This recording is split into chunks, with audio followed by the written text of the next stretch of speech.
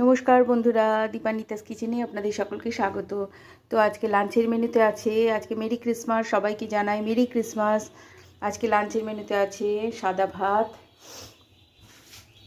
লোটে মাছের শুকনো, লাল শাক ভাজা, পাবদা মাছের সর্ষে বাটা ঝাল, আর টমেটো আর খেজুর দিয়ে চাটনি।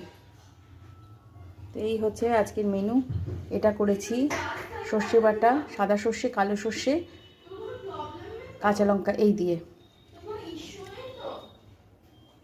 আর লোটে মাছের ঝুড়িটা সব রকম মশলা দিয়ে, পেঁয়াজ দিয়ে, টমেটো দিয়ে, মটরশুঁটি দিয়ে, ধনেপাতা দিয়ে এসব দিয়ে বানিয়েছি।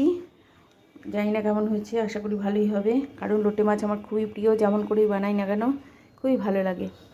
আর হচ্ছে লাল শাক, আর হচ্ছে ভাত, আর সকালের ব্রেকফাস্টে খেয়েছি